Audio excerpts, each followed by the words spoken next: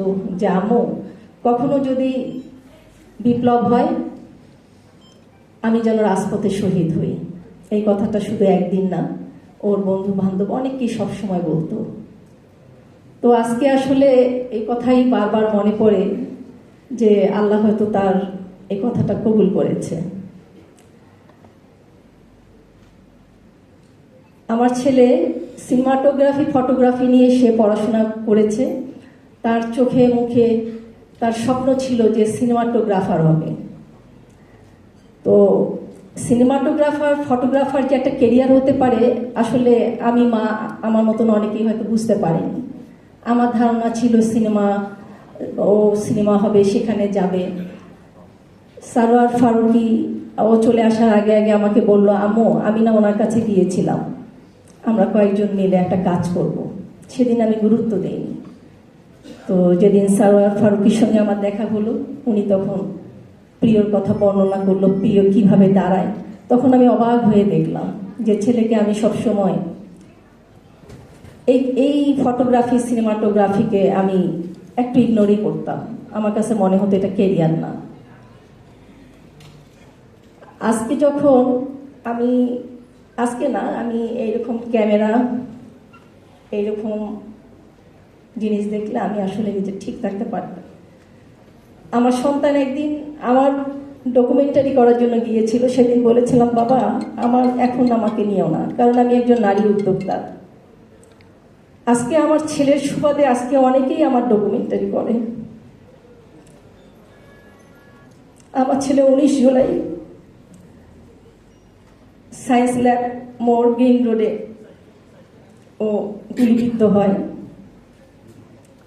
19 জুলাই একটা ভয়াবহ অবস্থা, কেউ কোথা থেকে নড়তে পারছিল না। তা আমার ছেলেকে পাওয়ার জন্য আমি জানতাম আমার ছেলে খুব বোকা শোকা, ও কারোর সঙ্গে তেমন একটা মিশে না। কিন্তু আমার ছেলেকে খোঁজার জন্য যে সাংবাদিক, তথ্য নির্মাতা যারা আছে, দৃক পাঠশালা, তারা সবাই মিলে আমার ছেলেকে খুঁজে রাত 1টায় বের করেছে। যখন আমি জানতে পারি আমার ছেলে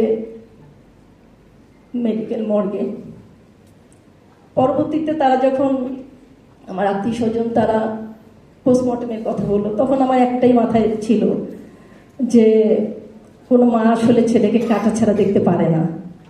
তো তখন আমার মনে হয়েছিল যে আমার ছেলের বিচার চাইতে হবে। বিচার চাইতে গেলে আমার পোস্টমর্টেম দরকার। এটাও অনেক কিছু করেই পোস্টমর্টেম করা হয়েছে। 20-21 জুলাই আমার ছেলেকে মাটি দেওয়ার পর রাত 3টার সময় আমার বাসায় 500 পুলিশ র্যাব আমার বাসা ঘেরাও করে। আমার বাসার দরজা ভেঙে তারা ঢুকে। তখন বলেছি, আসলে ছেলেকে তো মেরেছেন, এখন আপনারা মেরে গেলেও আমার কোনো কষ্টই লাগবে না।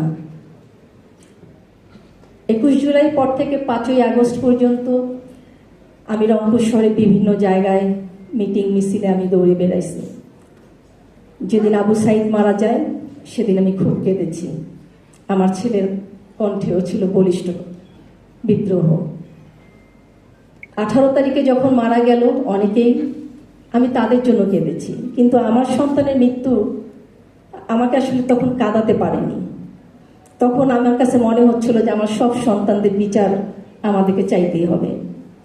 5ই আগস্ট যখন দেশ স্বাধীন, বলতে বাক স্বাধীনতা, একটা ভোটের জন্য অধিকার, আমি তখন আবু সাইদ চত্বরে আমি চলে গিয়েছিলাম।